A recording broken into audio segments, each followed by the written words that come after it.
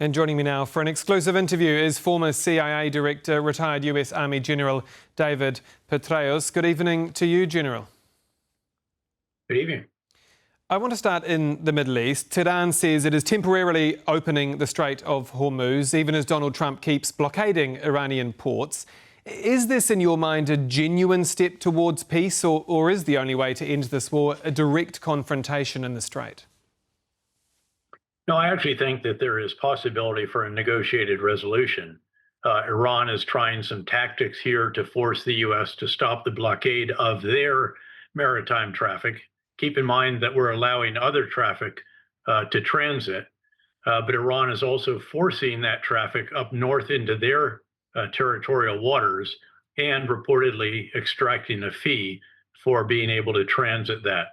This is an issue, though, that will have to be resolved in the upcoming negotiations, the second round of which is expected in the days that lie ahead, being facilitated by Pakistan. And I think the other really big issue has to do with Iran renouncing its right to enrich uranium and surrendering the nearly 1,000 pounds of 60% enriched uranium, which is one turn of the process from being weapons grade. President Trump says Iran has agreed not to close the strait again. Should we believe him? I mean, what is the trade-off in thinking here for Iran in a deal like that? Well, Iran cannot be allowed to control traffic through the Strait of Hormuz, to turn that international waterway into its own Panama Canal, where it can charge vessels $2 million for each transit. That is just unacceptable. And that's the reason for the U.S. blockade of the Iranian traffic. And at some point, you may see, actually, after we clear the normal passageway, the normal channel, it's a mile wide on either side going in and going out in the center of the strait, not up in Iranian waters, you might see the U.S. begin to escort ships through that channel, and while still blockading ships that come from or try to go to Iranian ports. But this is going to break the grip that Iran has tried to establish on the freedom of navigation in the Gulf and through the Strait, which again is just completely unacceptable in the final resolution of this particular conflict. So spell it out for me, General. What is it that is shifted now that means Iran says, look, we will temporarily reopen the Strait?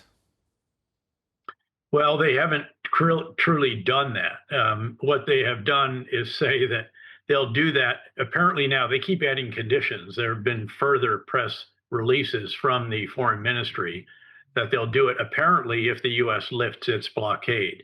And of course, that's not going to happen. So we're not going to see any kind of real resumption of traffic. There may be some more tactical back and forth between Iran and the U.S. But at the end of the day, in the resolution that is negotiated, it will have to include that Iran will not impede or interfere with freedom of navigation through the Gulf and the Strait of Hormuz. Talk to me about Europe's role in all of this, because today leaders met in Paris to talk about mounting a potential clearing mission of the Strait with the United States. Do you think Europe will have to get involved in some way, shape or form? Well, I don't think it has to. Obviously, that's up to the European authorities that are leading this effort. And it has been impressive to see them come together. Again, there was another important gathering of that today. It would be very helpful if they did.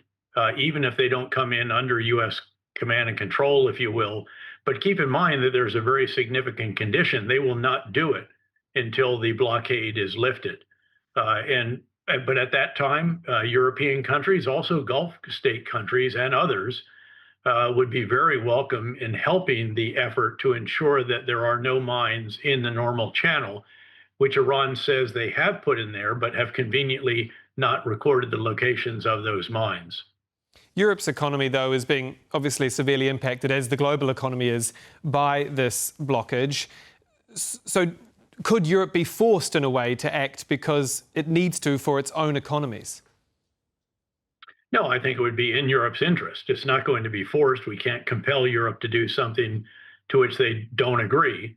But certainly it will be in Europe's interest to get this open as quickly as is possible, and hence the efforts that they have going. And by the way, they do have planners at the U.S. Central Command headquarters at McGill Air Force Base in Tampa, Florida, working on this already, according to my sources as well.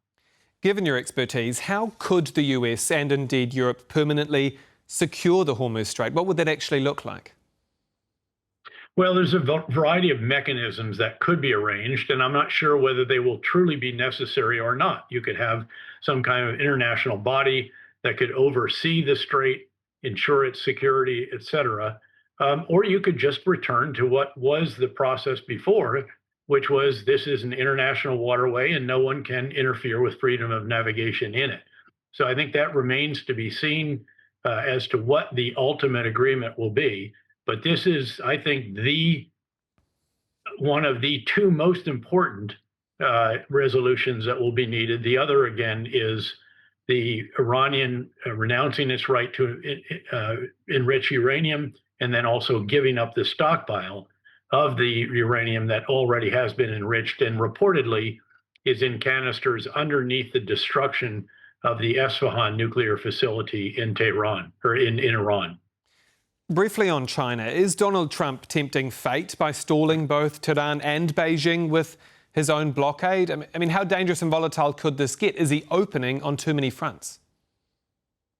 I don't think so. I think this is a wise move, actually. In fact, a lot of us thought that we should have done a blockade of the blockade earlier, that there should have been an announcement that it's all or nothing. Either everyone transits freely or Iran does not, ships going to and from Iranian ports. That has put good pressure on Iran. China's got to be very careful here. They are the buyer of the bulk of Iranian crude and distillates, but that's only about 1.5 million barrels per day. They buy far more from the other side of the Gulf, the Gulf states, and then especially far more when it comes to LNG. They want this summit that's going to happen in mid-May to go forward when President Trump visits Beijing. That's very important to both sides. And I don't think that either side is going to do something that would prevent that particular meeting, which again is really very important for the world economy, not just the economies of the United States and China. General, should we take Donald Trump at his word when he calls NATO cowards, when he threatens to leave the transatlantic alliance? Even this week, we've seen him in a war of words with his ally in Europe, Giorgia Meloni. Is this mooted divorce with Europe serious, or is it just talk? I'd say more of the latter. Now, let me explain also that I was privileged to serve in NATO from the time I was a second lieutenant, an airborne rifle platoon leader in a unit that was part of the Allied Command Europe Mobile Force, on through speechwriter for the Supreme Allied Commander, and eventually a 1-star, 3-star, 4-star dual-hatted as a NATO commander plus as a U.S. commander.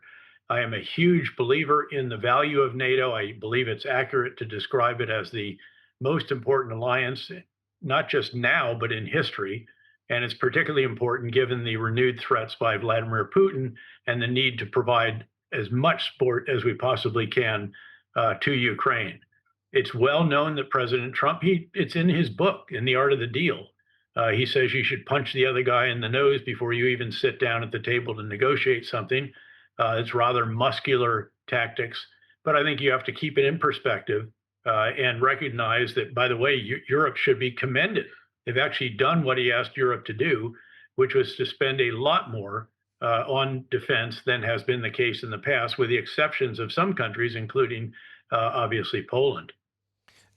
Do you think Donald Trump sees huge value in the NATO alliance, as you do? Because even after that defence spending went up, or that commitment was agreed on at that summit, well, he still made comments suggesting he could leave NATO altogether. Well, again, some of this is putting pressure for whatever the issue of the day might be. I think he uses it as leverage. I think it's much more important to recognize that there is very, very strong support for NATO in the U.S. Congress and in the U.S. public. In fact, there is legislation that prevents the United States from leaving NATO without a 2/3 vote by the Senate. And the individual who led that particular vote was then Senator Marco Rubio, now our Secretary of State. US Vice President J.D. Vance says cutting off Ukraine aid is one of the proudest achievements of this Trump administration. Are Kyiv's greatest fears coming true, that Russia could benefit from booming oil prices and Washington kind of puts the end of the Ukraine war on the back burner? No. First of all, I think the sanctions will be reimposed on Russia as soon as the price of oil comes back down, as will the limit on the price that is paid to Russia for that.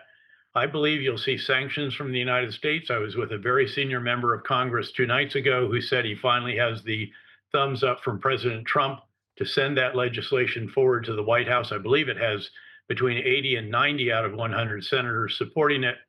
And then Russia is going to resume what they were doing, which is running out of money in their national welfare fund and unable to recruit each month as many as are being killed or wounded on the battlefield. I was just in Ukraine 2 weeks ago. I went to the headquarters of frontline units really for the first time because it's very, very challenging to get there, and got some insights from that. They were quite heartening. The Ukrainians are the cutting edge of innovation.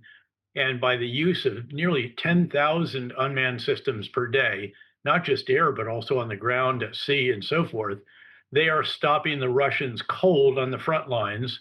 There's incremental gains here and there for either side, but there's certainly no prospect of a breakthrough. Ukraine is still struggling to a degree with ballistic missile defense.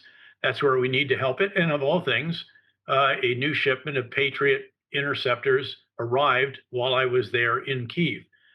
So I think there's a prospect, actually, especially when the price of oil goes back down, the sanctions are reimposed, the additional US sanctions complement the EU sanctions, which have been so impressive. The obstacle in Hungary to the money from the European Commission, 90 billion euros, will be done away with. There's a real prospect that you could get to a situation where it is Russia that needs a cessation of hostilities as much as does Ukraine, especially as Ukraine every single night is carrying out attacks against Russia's energy infrastructure, its oil refineries and storage locations that are fueling the war in Ukraine. Talk me through a little bit about that experience going to Ukraine, obviously, and onto the front lines of Ukraine this week, you mentioned. What are you hearing when it comes to the front line? Where do things stand in Ukraine in its fight against Russia? Well, first, let me just say, I didn't go to the front lines. Even military commanders cannot visit their troops on the front lines. Forgive me. There's an area from the front line of troops, 35 kilometers in either direction, called the death zone. You have to be outside that death zone, even to launch a drone or have a headquarters and so forth. Everything that goes from the rear to the front with logistics is remotely driven. They don't use drivers and vehicles. They have remotely operated machine guns, grenade launchers, observation platforms, and of course, the whole array of aerial drones, from surveillance to suicide drones, first-person view, and even those going deep into Russia on a nightly basis. The maritime drones have sunk over 35% of the Russian Black Sea fleet and forced it to tie up in a port as far from Ukraine as it can get. So all of this is ongoing, but you don't go into that death zone. But even before you get to the death zone, we traveled for hundreds of miles, much of which was underneath nets on the top and on the side to prevent Russian drones from interdicting the main supply routes. We did in one day alone a 7-hour trip to one headquarters and then a 7-hour trip to another.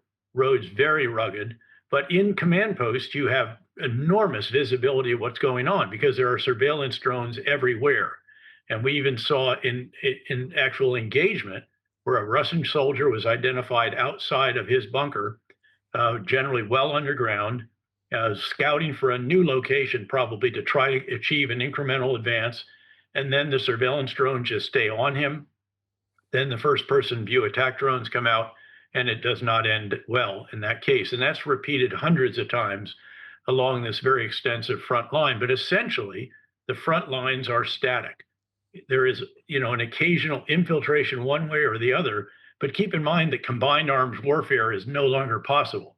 Tanks are vulnerable, infantry fighting vehicles, even artillery is challenged because of the range of the artillery piece to stay out of the death zone. You can't do that, so you have to come inside, but then you've got to move very quickly. Anything that is caught in the death zone for any period of time is going to be taken out. This is the most lethal front line in history. General, we're running out of time, but very briefly, you've previously pointed out, and I quote, Ukraine in the future will be the most important military-industrial complex in the world. When it comes to Ukraine, let's say tonight you're sitting across the table from Donald Trump. You're back in your old job as director of the CIA. What is your advice to the President of the United States? Well, I think it's very important that Russia not be able to achieve its objectives in Ukraine. As you know, they are to replace President Zelensky with a pro-Russian president, demilitarize Ukraine, and be given territory that's the fortified cities that they cannot even get to, much less conquer. And I think we should be doing everything that we possibly can to enable Ukraine to continue to succeed in what it has been doing, which is now stopping the Russians, innovating at a pace that really is defining the future of warfare. And we should be learning from that as well, much more rapidly than we have been. And we are beginning to do that now in the United States. The Iran war, which is much more permissible, it's nowhere near the challenging, formidable foe that Russia is, did give us some wake-up calls about certain capabilities where we need to improve, counter-drone capabilities in particular, and together I'm talking about with our Gulf state partners. Former CIA Director David Petraeus, a great privilege. Thank you very much for your time. Privilege is mine. Thank you. And that's all for World News tonight. Do stay with us here on TVP World. I'll be back right after a short break with the World Brief. I'm Dahmen. I'll see you soon.